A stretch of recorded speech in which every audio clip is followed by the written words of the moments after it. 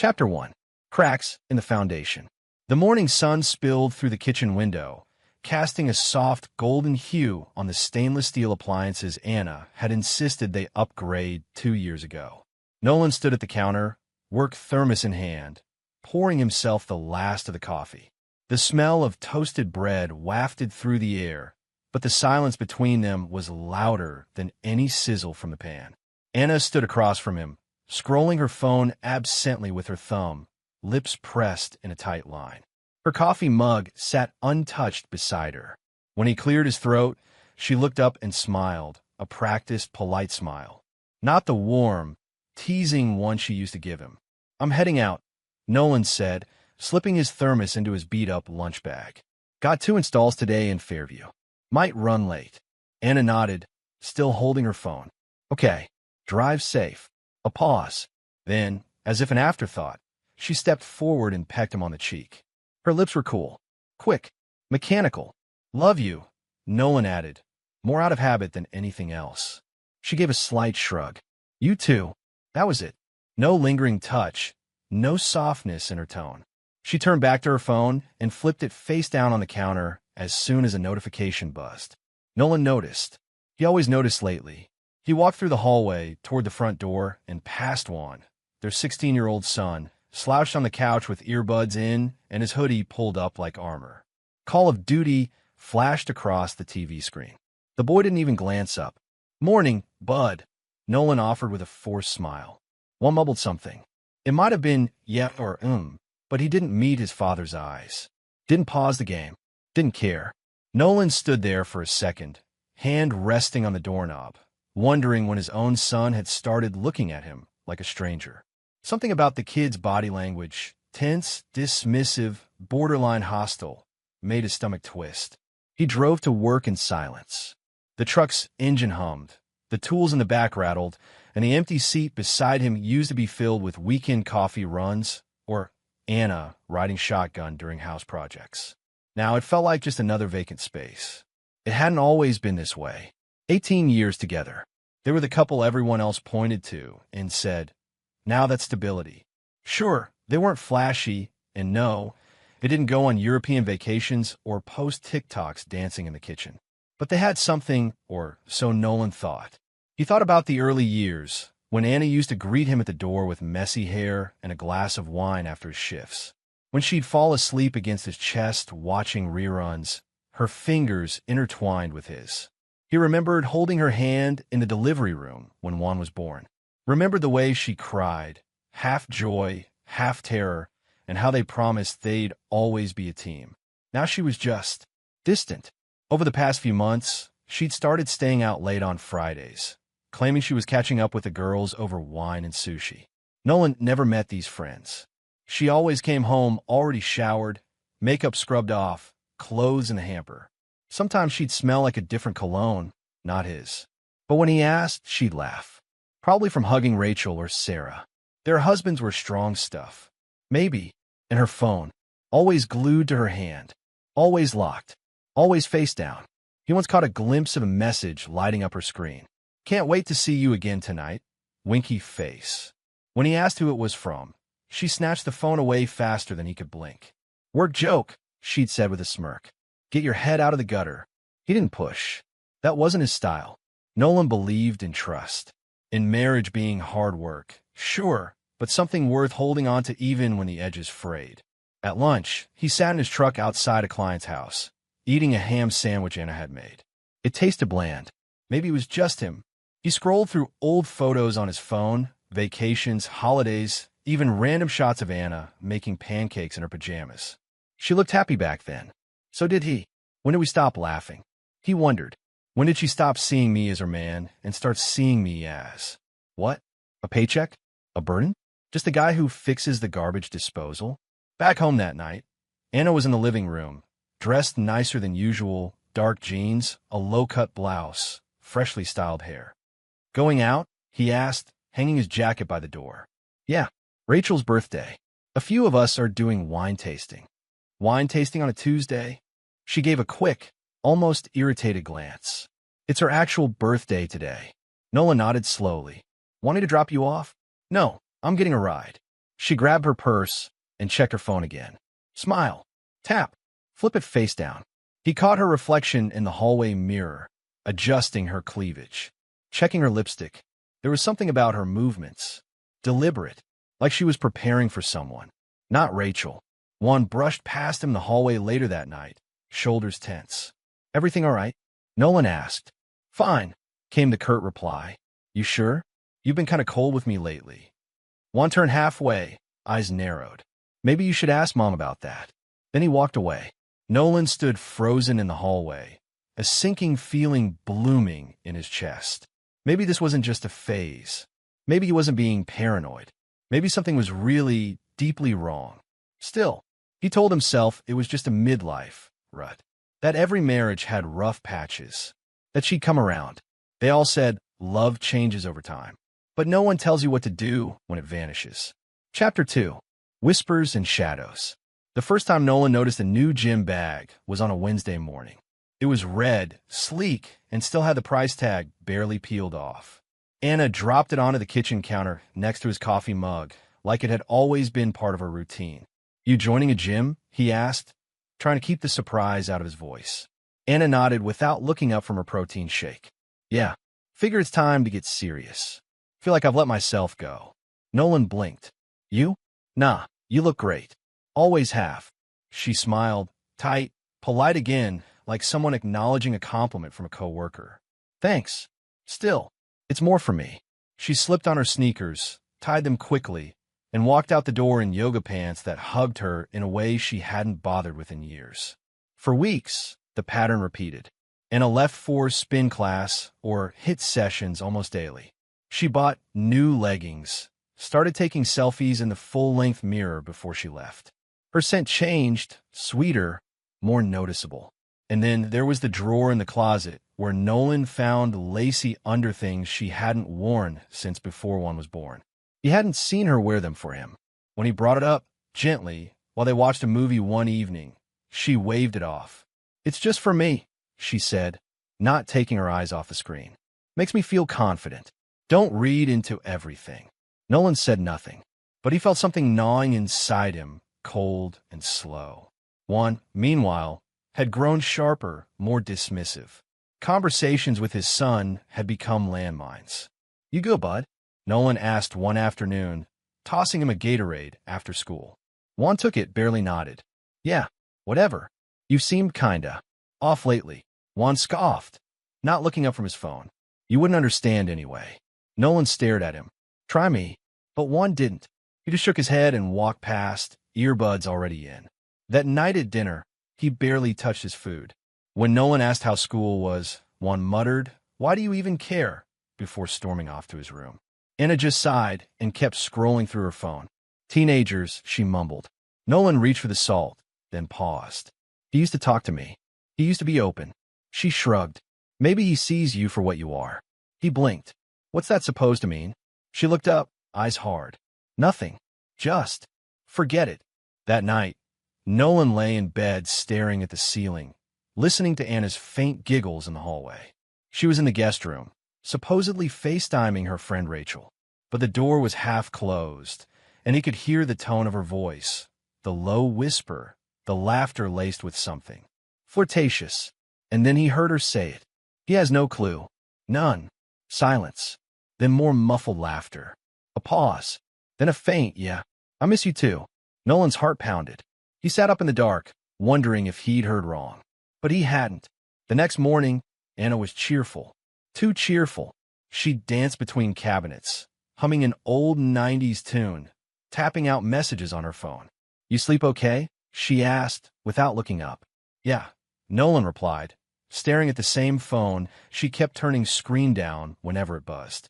Later that week, at his brother's barbecue, things got worse. The backyard was full of laughter and cheap beer. Nolan stood by the grill with his brother Mike, flipping burgers, when he noticed Anna across the patio, talking to some guy he didn't recognize. The man was younger, well-dressed, tan, and laughing too loud. Anna leaned in close, touching his arm while she laughed. She was sipping from a wine glass, eyes sparkling in a way Nolan hadn't seen in years. Who's that guy? Nolan asked Mike, nodding toward them. Mike shrugged. No idea. Maybe one of Trish's friends from work. Nolan watched for another minute. The way Anna's body tilted toward him, the way her hand lingered on the guy's chest. She threw her head back, laughing at something he said. When she finally rejoined Nolan by the cooler, he asked flatly, "You seem to be enjoying that conversation." She glanced over her shoulder. "Oh, him? Just banter. Relax." Nolan didn't respond. He just opened another beer and took a long, bitter swig. Back at home, he waited until Anna was in the shower before he walked into the study. He sat at her laptop, hands trembling slightly, and opened the phone bill he'd quietly begun forwarding to his email. Page after page, he scrolled. One number stood out: frequent, daily calls, some lasting hours. Labeled as Anna. But Anna had no friend named Anna. Not one he'd ever heard of. And the calls started at odd hours: 10:47 p.m., 12:03 a.m., even during workdays when she claimed to be at the gym. He copied the number and pasted it into a search field. Nothing came up. No business listing, no profile photo, no clear trail. Just a blank contact, like it was deliberately buried. He stared at it, the quiet hum of the ceiling fan above him loud in his ears. Anna. The name felt fake. A placeholder. A lie. Nolan leaned back in the chair, the leather creaking beneath him.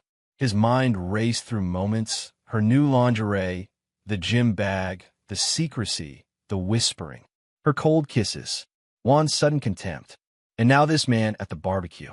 Still, part of him resisted the conclusion forming in his gut. Maybe I'm just being paranoid. Maybe it really is just a rough patch. But deep down, something had shifted. The shadows in their home were no longer the quiet comfort of long-term love.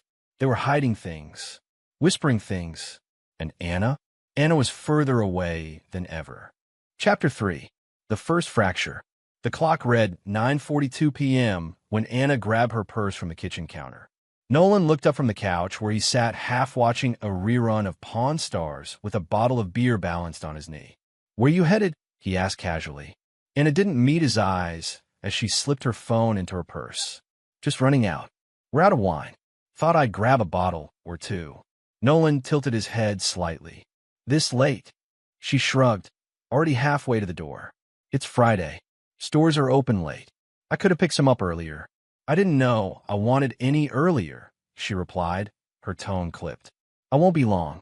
Then the door clicked shut behind her. Nolan stood in the kitchen for a moment, staring at the empty space where she'd just been. The silence buzzed louder than the TV. She hadn't mentioned wine all evening. They'd eaten dinner in near silence. No wine then, no craving. And now, suddenly, she needed it? Alone?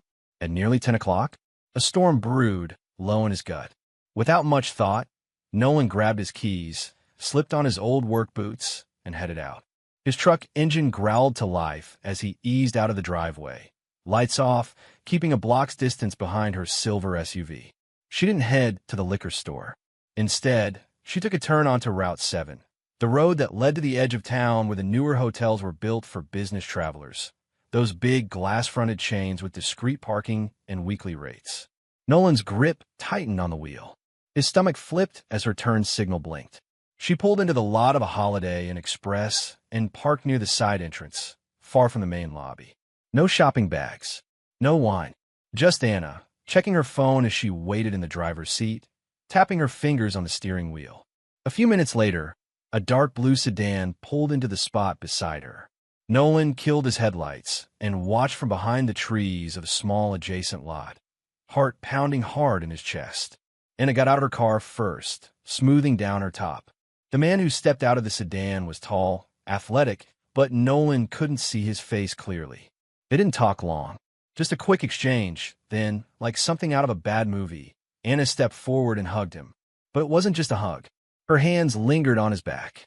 His hands slid low along her waist. Nolan sat frozen, muscles locked. The windshield seemed to fog. Though it wasn't the glass, it was his vision.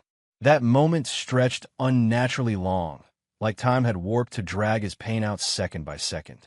She said she was buying wine. She was here with him. He couldn't watch anymore. He threw the truck in reverse and backed out slowly, careful not to be seen. The entire ride home, the silence roared in his ears, and the streetlights blurred through the haze of disbelief. By the time he parked back in his driveway, his hands were trembling. He didn't sleep. He lay in bed, staring at the ceiling, the ticking of the wall clock thudding in rhythm with his heartbeat. Anna came home just after 11:30. He heard her softly open the front door, tiptoe inside like a teenager breaking curfew. The refrigerator opened. Something clinked. Maybe she had picked up a bottle of wine after all, as a cover. She crept into bed without a word. He kept his eyes closed, feigning sleep. The sheets smelled different. Not like the detergent they'd always used. Not like her usual lavender body wash. No, tonight they smelled like him. Nolan stared into the dark, and the years began to unravel. Every sacrifice, every hour of overtime, every moment he missed with Juan to pay for school clothes, braces that used Honda Civic Anna just had to have. Every shoulder rub, every small gesture, every time he bit his tongue when she was tired or moody. He thought of their wedding, of Anna's father shaking his hand, telling him, "She's a strong one. Keep her close." He thought of Juan as a baby, Anna asleep on the couch, Juan on his chest, a tiny hand gripping his finger like a lifeline. And now his wife was meeting another man in hotel parking lots while feeding him lies about errands.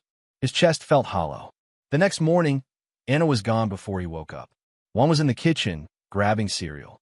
Nolan sat across from him, watching him eat, searching for some trace of the boy he once used to wrestle with in the living room, who used to wait by the door when he came home from work. "You doing okay?" Nolan asked, careful, soft. Juan didn't look up. "Fine.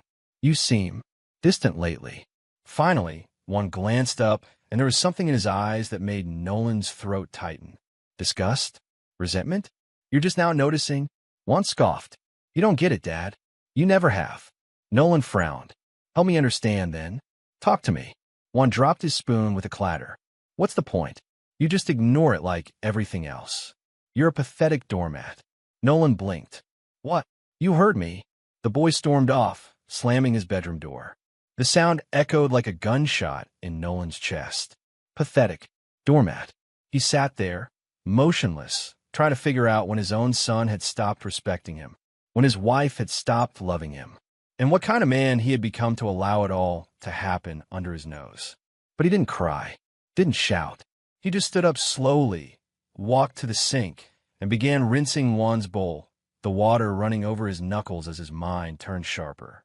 Something broke in him that day, not in a way that destroyed him, but in the way fire refines steel. He was done hoping things would fix themselves. He was done pretending he didn't see. His internal world had collapsed, but outwardly, he remained calm and began planning. Chapter 4. Digging for Truth. Nolan stood at the workbench in the garage, the faint smell of motor oil and sawdust clinging to the air. His hands were steady, methodical, as he unpacked the small black box that had arrived from an anonymous Amazon seller. No logos, no branding, just a GPS tracker and a brief instruction manual. He'd waited until Anna left for her yoga and wine night to slip into the garage. Her SUV sat in the driveway, passenger side, tire slightly low. The perfect cover. Within 5 minutes, the tracker was installed under the rear bumper, hidden behind a layer of road grime. A test ping on his burner phone confirmed it. He'd know exactly where she went, when, and how long she stayed there. Nolan exhaled slowly. He wasn't proud of what he was doing, but pride had no place left in this marriage. He sat on the edge of the bed that night, Anna already asleep beside him, or pretending to be. Her back was to him, her phone clutched loosely in one hand, screen dark. He waited, listened to her breathing. When she finally rolled over and drifted into real sleep, he slipped the phone from her fingers and patted in the bathroom, closing the door softly behind him. He didn't try guessing her password. He'd made that mistake weeks ago. Instead, he turned to the backup solution. Earlier that day, he'd met with an old friend, Marcus, who worked IT for a private firm. "Look, I know this is shady," Nolan had said, sliding a flash drive across the diner booth, "but I need whatever you can get from her cloud. Call logs, texts, voicemails. Anything." Marcus had studied him for a long moment. "You sure you want to see it? I need to know I'm not crazy." Now, Nolan plugged the the flash drive into his laptop and opened the folder Marcus had created. It started slow. Screenshots, dates, times, contacts. But then the texts appeared. The sender, Anna. The recipient, Josh Martin. Nolan stared at the name. It took a second to click. Josh, her college friend, the one who'd been divorced last year, the guy she swore she hadn't spoken to in over a decade.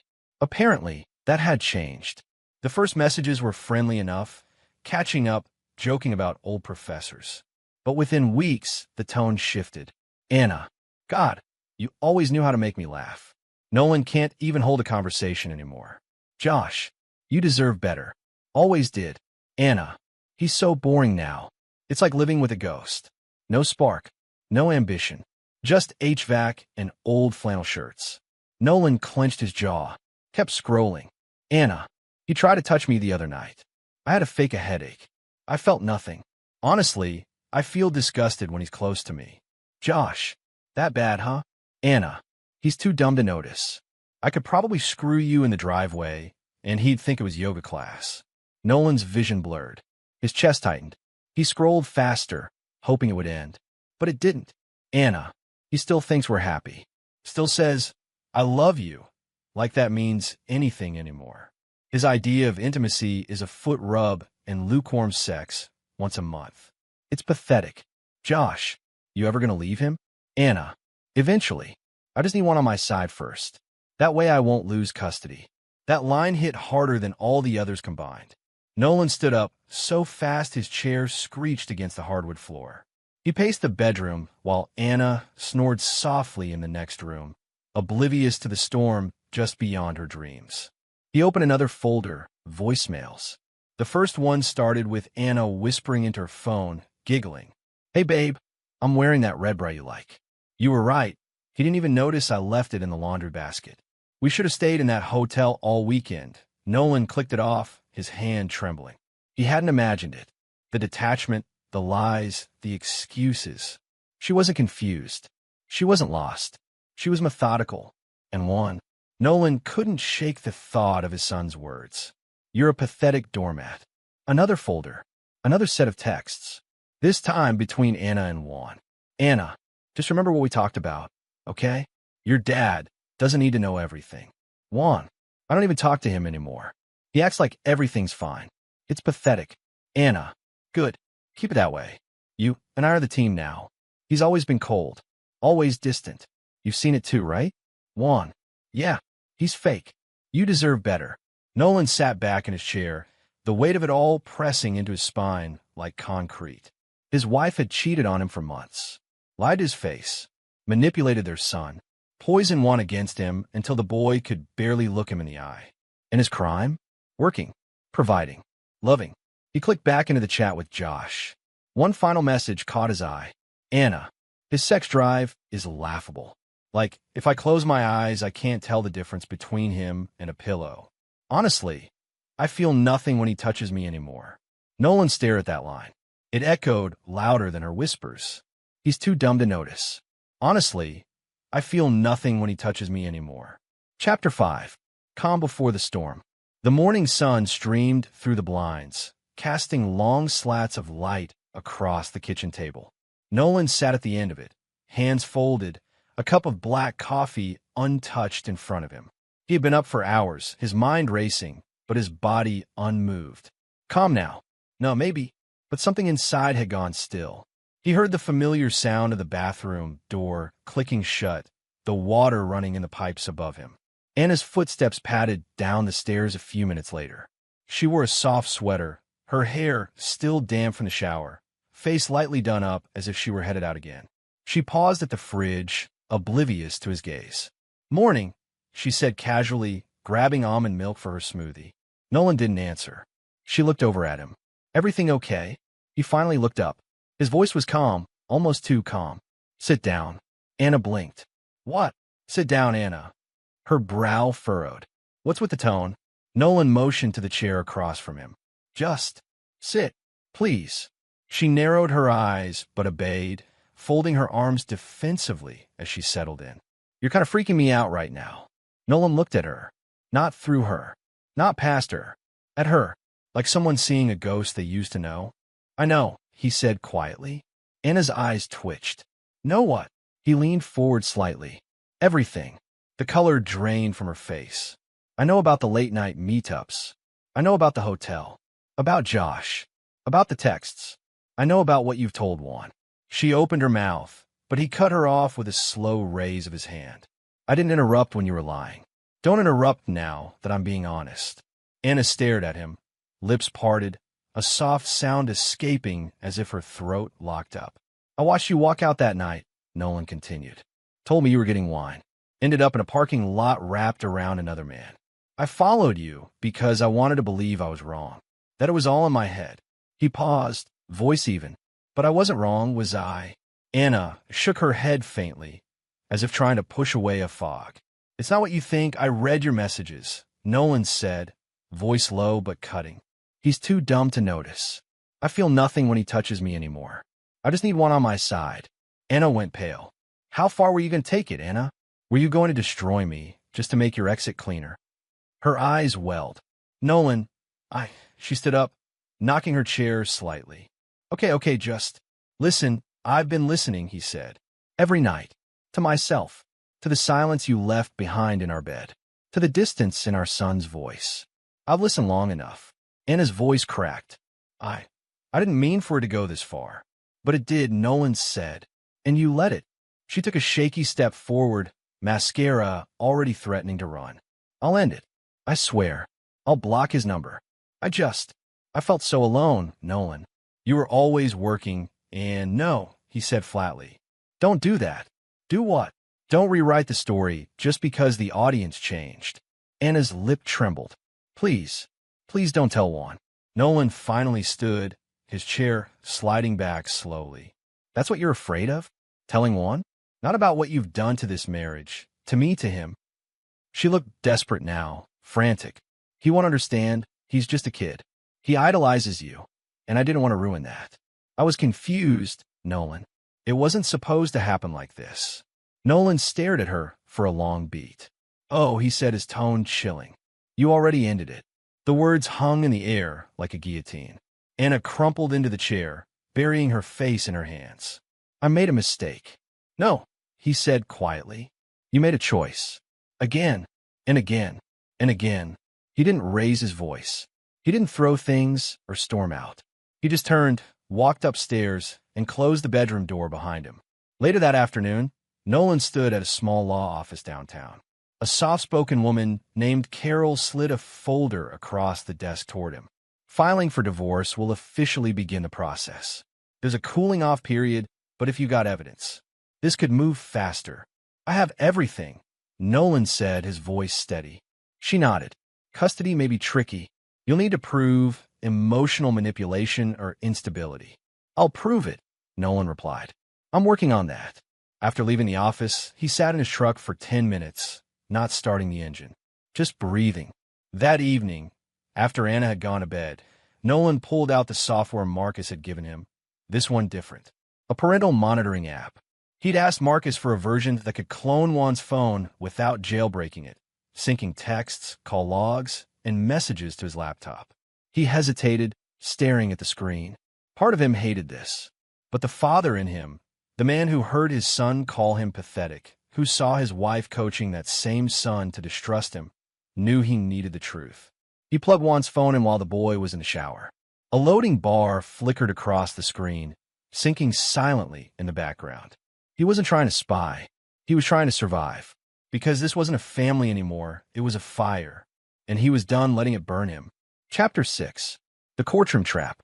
The courtroom was colder than Nolan expected, sterile, almost too clean, with the faint scent of lemon disinfectant and cheap coffee lingering in the air. Rows of wooden benches lined the space behind him, mostly empty save for a few observers and the occasional board clerk. The family court judge, a heavy-set woman with piercing gray eyes, sat beneath the state seal, flipping through a stack of papers with methodical precision. To Nolan's left, Anna sat poised in a navy blue blouse, her makeup flawless, expression demure. Her attorney whispered something to her, and she nodded subtly, hands folded neatly in her lap. Across the aisle, Juan sat stiffly beside her. His arms were crossed, jaw tight, refusing to glance toward his father. The distance in his eyes stung more than anything Anna had said so far. Nolan sat quietly, jaw clenched, his tie choking him in the collar of a suit that hadn't left the closet in nearly 5 years. He didn't care how he looked. He was here for one reason. Judge Merritt adjusted her glasses and addressed the room. "Mrs. Bennett, you may proceed." Anna stood, her eyes glistening with what looked like unshed tears. Her voice trembled just enough to seem believable, like she'd rehearsed this moment a dozen times in front of the mirror. "Your Honor, I never imagined it would come to this," she began, eyes fluttering downward. "But I have to think about what's best for Juan. My husband, Nolan, he's not the man he once was. He's become emotionally unpredictable, manipulative, sometimes frightening." Nolan didn't flinch. She continued, voice catching just the right amount. "He isolates. He gaslights. He twists my words in front of our son. There were nights I slept with the bedroom door locked, fearing what he might do."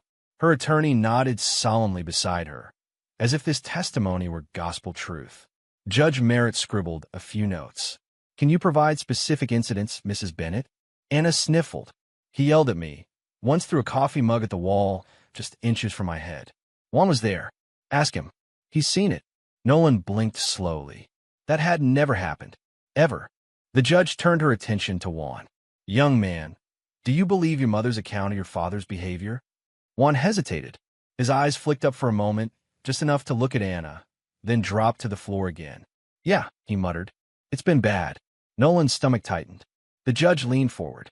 "In your opinion, is your father a safe, stable influence in your life?" Silence. Then Juan said quietly, "No, not really." Nolan exhaled slowly, heart pounding beneath his ribs like a war drum. Not at the accusation, he expected it, but at how convincingly they'd twisted the truth. Anna dabbed her eyes with a tissue, her voice thick with faux emotion. "Your Honor, I'm not asking for much. Just sole custody. I want to feel safe, to be around love and stability. I'm not trying to punish Nolan. I'm trying to protect our son." The judge nodded, pen scratching against her notepad. "Understood." Nolan's attorney leaned over. "Do you want to respond?" Nolan stood up slowly. "Yes, Your Honor, I would." The judge gestured toward the witness stand. "Proceed, Mr. Bennett. You have the floor." He didn't move to the stand. He remained where he was, tall and calm, his voice clear but controlled. "I only have one question, Your Honor." Judge Merritt paused, intrigued. "Go ahead." Nolan reached into his coat pocket and withdrew a phone, Juan's old backup, restored and cloned weeks ago, now neatly queued up to a single file. The court bailiff shifted slightly at the movement, but Nolan held it with 2 fingers like he was offering evidence, not making a scene. He looked directly at Juan first, then Anna, then to the judge. "Should I play last Tuesday's conversation between you and your mother?" Anna's body stiffened as if someone had yanked a wire in her spine. Her eyes widened instantly. Her mouth opened, but nothing came out. Juan turned to her so fast his chair squeaked. "What is he talking about?" Anna's hand reached toward her attorney, trembling. "Objection," her lawyer snapped. "That recording hasn't been disclosed. It's not for evidence," Nolan replied coolly, not looking away from Anna. "It's for the truth." The judge raised a hand. Everyone calmed down. "Mr. Bennett, is this relevant to the matter at hand?" Nolan nodded once. "It's directly relevant to the custody discussion. It concerns what one was told, by whom and why." The courtroom was dead silent, and it looked like she'd swallowed broken glass. Her hand reached toward her purse, then stopped. One stared at her now, jaw slack, his earlier smug distance replaced with raw confusion. Nolan tapped the screen. The courtroom fell silent as Nolan hit play. Chapter 7. The audio. The audio crackled as it began, the courtroom still as stone. Even the distant hum of the ceiling vent felt louder than usual. Then Anna's voice filled the room, sharp, clear, and unmistakable. "Listen to me, Juan. Say he yelled. Say he scared you. The judge will believe you if you sound upset enough." A hush fell over the room like a heavy curtain. "I need full custody. If we're going to move to Seattle like we planned, We can't have him dragging this out. Say he threw something. I don't care. Just don't look nervous. Juan's head whipped toward his mother. His mouth hung slightly open, lips trembling. Mom, what? And it looked like she'd been punched in the gut. Her eyes darted around, hands gripping the edge of the table like it was the only thing keeping her grounded. But the recording wasn't finished. That idiot still thinks I cried because I regret cheating, Anna said in the recording, her tone dripping with mockery. I cried because I almost laughed in his face when he said he still loved me. God, he looked so pathetic. Someone in the back of the courtroom let out a small, involuntary gasp. Juan's face went ghostly pale. You told me. He looked at her, voice cracking. You said Dad was dangerous. You said he didn't care about me. Anna shook her head rapidly. Juan, baby, that's not. He twisted this. He's manipulating you. If Juan says what I told him to, the voice continued, cold and amused. It's over. Nolan will be out of our lives. He won't even know what hit him. Nolan stood silently at his table, eyes fixed forward, not flinching. His arms were crossed, calm, like a man who had waited patiently for the storm to finally expose the truth. Anna lunged toward the table. Turn it off. That's private. That's not admissible. Her attorney was already fumbling with legal pads and trying to stand. Your Honor, I must object. This is a breach of privacy. This wasn't disclosed in evidence. But the judge didn't look at the attorney. She was staring straight at Anna. Her expression was a mask of thunderous disbelief. Nolan tapped the phone, silencing the playback. The abrupt end left a strange vacuum in the courtroom, a pause where everyone was still processing what they'd heard. The court reporter's hand had frozen mid-keystroke. A bailiff shifted uneasily by the door, and Juan, his whole body sagged. He looked like a kid who just realized the monster under the bed was real and sleeping in the next room. Judge Merritt finally slammed her gavel once. The sound cracked through the room like a gunshot. Enough. Her voice was sharp, stern, no longer neutral. Anna tried to speak. Your Honor, I can explain. You will not, Judge Merritt snapped. Sit down. Anna collapsed into her chair like a deflated balloon. The judge turned to Nolan. Mr. Bennett, do you have anything else to submit at this time? Nolan shook his head once. No, Your Honor. That was all I needed. The judge scribbled a note, then addressed the courtroom in a tone colder than steel. Given the content of that recording and its implications, this court is ordering a formal investigation into witness tampering, perjury, and custodial interference. Anna's face fell into her hands. One didn't look at her. Not once more. The judge turned her gaze to him next. Young man, I understand this must be confusing for you. This court will be assigning you a separate guardian ad litem. You'll be interviewed privately going forward. One nodded slowly, eyes red, hands clenched in his lap. Judge Merritt leaned back in her chair and took a long breath. This court does not tolerate manipulation, deception, or the exploitation of children for personal gain. The custody petition, for now, is suspended.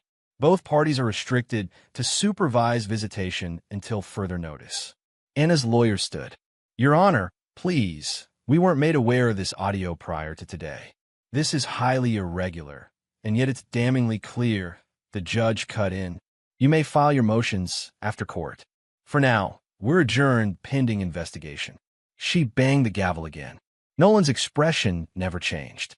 He simply turned, buttoned his coat, and slid Juan's phone back into the evidence envelope without fanfare. As Anna slumped in her chair, silent tears now streaking her perfectly powdered cheeks, Nolan walked past her without a word. Not gloating, not angry, just calm. That was what unnerved her the most. Not the recording, not the courtroom turning on her. It was his calm, because Nolan's calm wasn't weakness anymore. His calm was control, and now it had become his most dangerous weapon. Chapter 8. Consequences. The next time Nolan stepped into the courtroom, the energy had shifted entirely. Gone was the quiet suspicion, the veiled bias leaning toward Anna. Now, all eyes regarded her with wary distance. Even the court officers no longer smiled politely when she passed. Her once polished demeanor had dimmed. No new outfit could disguise the desperation behind her eyes. Judge Merritt read from the official ruling with a grim tone. Given the documented manipulation of witness testimony, as well as the attempt to alienate the minor child from the father through proven deception, this court finds Mrs. Anna Bennett's prior testimony not only unreliable, but intentionally dishonest. And it didn't even raise her head. She stared at the floor, hands limp in her lap. Nolan sat stoically beside his lawyer, jaw tight, fingers interlocked. He didn't smile, didn't flinch. His calm had returned, colder now, but grounded in quiet certainty. The judge continued. Therefore, the court is granting temporary primary custody to Mr. Nolan Bennett, pending further review. Mrs. Bennett is to retain visitation rights, supervised as determined by the appointed guardian. Anna looked up then, tears welling. But, Your Honor, he's my son. I've raised him his whole life. The judge held up her hand. You abused his trust to weaponize him. Be grateful you're still allowed to see him. The finality in the judge's voice sealed the matter like a coffin lid. Outside the courthouse, reporters hovered near the steps. Word had spread, as it often does in small suburban circles. One local blog had already leaked bits of the audio recording, and rumors were spreading faster than wildfire in dry brush. Nolan waited beside Juan, who leaned against a stone pillar with his hood up, eyes downcast. The car ride was silent. As they pulled into the driveway of Nolan's modest two-story home, the house one had spent most of his childhood in, Nolan put the truck in park but made no move to get out. Juan finally spoke. His voice cracked. I want to stay with Mom. Nolan didn't respond immediately. He looked ahead, hands resting on the wheel. Then he turned, nodded once. Okay. Juan blinked, confused. That's it. Nolan gave a tired smile. You're old enough to make your choices, Juan. I'm not going to force you. You want to stay with her? That's your call. There was no bitterness in his voice, just a weariness, like he had no more energy for tug-of-war. I just hope, Nolan added quietly, you're choosing for you, not because someone coached you again. Juan didn't answer, but his shoulders hunched tighter, guilt creeping in like a shadow across his face. The first few weeks were quiet. Nolan returned to his work schedule, early mornings, late evenings. The house was quieter, emptier, but not hollow. Something about solitude now felt earned. Anna, meanwhile, was unraveling. After the ruling, her world began to collapse. Her ladies' brunch group, once filled with smiling women clinking mimosa glasses and sharing gossip, no longer responded to her texts. Invitations dried up. The neighborhood moms she once vented to in Pilates class now looked away at the grocery store. Her phone, once buzzing constantly, lay still more often than not. The worst sting? Josh. After a tense dinner at her place a week after the court ruling, he stood up and said flatly, I didn't sign up for this. Anna had tried to hold his hand. Josh, please. This is just a rough patch. We can move forward, build something real now. But Josh shook his head. You lied to your own son. You used him. What happens when you do that to me? I wouldn't. You would, he said. You already did. You told me your husband was a monster. Turns out, he's more of a man than I'll ever be. With that, he walked out. Anna sat alone in the kitchen with a half-finished bottle of wine and a stack of unpaid bills. The legal fees had drained her savings. The frozen joint accounts were locked down, and alimony wasn't even on the table anymore. She had alienated everyone, friends, family, lovers, and now she was left in the echo of her own choices. Juan started noticing the cracks. At first, he defended his mother in his mind. She made mistakes, sure, but she wasn't evil. Then came the day he overheard her on the phone. She's lying, Anna whispered in the next room. No, I don't have it. The court froze everything. That bastard made sure of it. Juan pressed closer to the doorframe. He turned everyone against me. My own son barely talks to me now. It's like he's waiting for me to fail. He backed away quietly, guilt clashing with doubt in his chest. Maybe his dad hadn't been the villain. Maybe he remembered the look on Nolan's face in court. Not anger, not revenge, disappointment, hurt, silence. It haunted him more than any shouting match ever had. The next week, Juan called Nolan after school. Hey, you mind if I come by this weekend? Nolan didn't ask questions. Just said, of course. I'll pick you up Saturday. They didn't talk about Anna, or court, or the past. They grilled steaks in the backyard, just the two of them. Watched a ball game. Sat in silence, that somehow healed rather than hurt. It was the first real conversation one had felt in months, and neither of them needed many words. The truth had done enough talking. Chapter 9. Silence is golden. The house was smaller now, half the size of the one he'd spent 15 years paying off, but it felt 10 times lighter. A single-story ranch on the edge of town with a small garden out front and a creaky porch swing that overlooked a quiet street. No towering ceilings. No echoes in the hallways. Just peace. Nolan sat on the porch one Saturday morning, coffee in hand, the air still cool from the night before. Birds chirped lazily from the trees above as the sun filtered through the branches. It was the kind of morning he used to dream about on job sites, sweating through boiler repairs and ductwork. He didn't miss the old house. That one had too many ghosts, too many lies tucked behind drywall and folded into the sheets. This place, it was built with truth, even if that truth came at a price.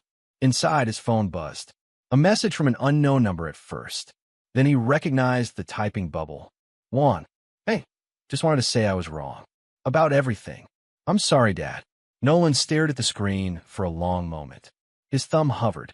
A breath in, a breath out. Then he typed, You're my son. But trust takes time. No anger. No bitterness. Just clarity. He set the phone down and looked back toward the rising sun, letting the silence wrap around him like a second skin.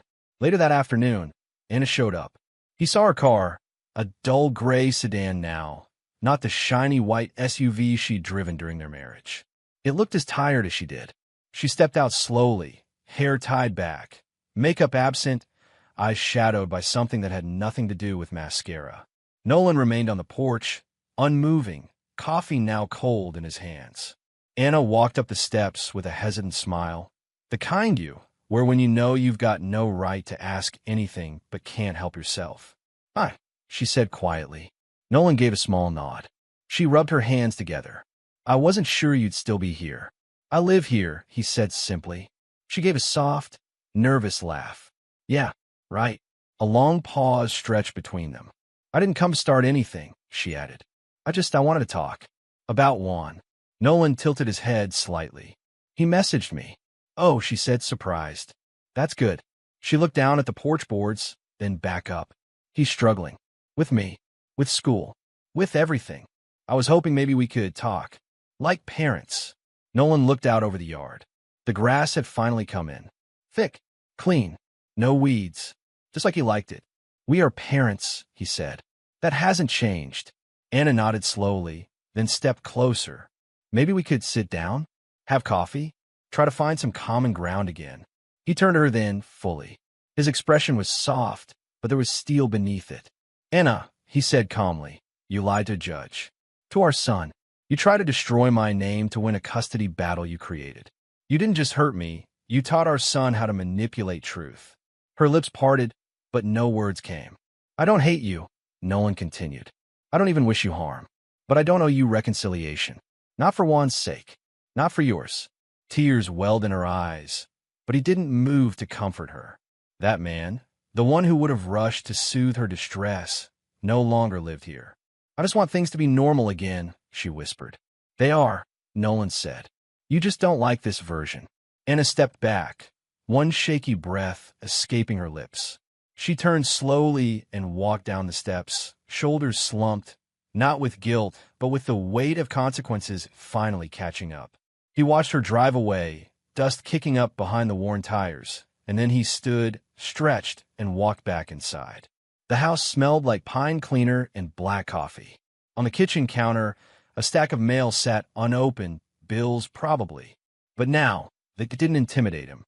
Nothing did. Not anymore. He had lost everything once, his wife, his son, his reputation. And he hadn't screamed, hadn't begged. He had simply told the truth. And waited. Now Anna lived alone in a 2-bedroom rental, with peeling paint and no job to speak of. The women she once bragged to at wine nights ghosted her. Josh, her shiny new beginning, had left the moment things got real. Her tears dried into bitterness. Her calls became fewer. Her pride? Gone. And Nolan? Nolan still hadn't raised his voice. His revenge? Letting the truth speak. Chapter 10. Dignity reclaimed. The courtroom felt suffocatingly small, even though the benches were nearly full. The low murmur of whispered conversations had died to a near hush as the final hearing commenced. Nolan sat stiffly in his chair, his hands folded neatly in his lap. Beside him, Juan avoided meeting his mother's gaze, eyes downcast, fingers nervously twisting the hem of his jacket. Anna, on the other side of the room, sat with shoulders slumped, her face a mask of exhaustion and defeat. She had worn a pale blue blouse, but today there was no trace of the confident woman who once strode into courtrooms ready to tear down her husband with practiced ease. Now, tears slipped freely down her cheeks, and her lip trembled uncontrollably as she tried to keep composure. Judge Merritt glanced over the file one last time, and then looked up. After considering all evidence, testimonies, and the welfare of the minor child, this court rules in favor of Mr. Nolan Bennett having full custody of Juan Bennett. A collective intake of breath rippled through the courtroom. Anna's sobs broke the silence like a thunderclap. Nolan didn't flinch. His face remained steady, calm, and resolute. He didn't look at her. Not once. Juan's gaze lifted slowly, and for the first time in months, it met his father's. There was a flicker of relief, gratitude, and something like hope dancing in those deep brown eyes. The judge continued, "Mr. Bennett, Juan has expressed his desire to reside primarily with you. This decision reflects that preference in the best interests of the child." Nolan nodded once, a silent promise to his son. Anna wiped at her eyes, choking on a sob. "Please," she pleaded softly, "can't we work something out? For Juan's sake." Nolan's voice was steady but distant, almost gentle. "Anna, this isn't about winning or losing. It's about what's real, what's true, and the truth doesn't always come wrapped in pretty words." The courtroom buzzed quietly as the session adjourned. Outside, reporters jostled to get comments, but Nolan shook his head. "No comments," he said simply. Juan clung to his side as they walked toward the parking garage. Neither spoke as they climbed into Nolan's truck, silent companions on the road home. The hum of the engine filled the space between them. Finally, Juan broke the silence. "You're stronger than I ever understood," he said quietly, eyes still on the passing streetlights. Nolan glanced over, a soft smile breaking through the stoic mask. "I didn't need to destroy her," he replied. "She did that herself." Juan nodded thoughtfully. "I'm sorry. For everything." Nolan's eyes reflected a warmth that words couldn't capture. "You're my son," he said. "That's what matters." And sometimes the loudest revenge is silence backed by truth.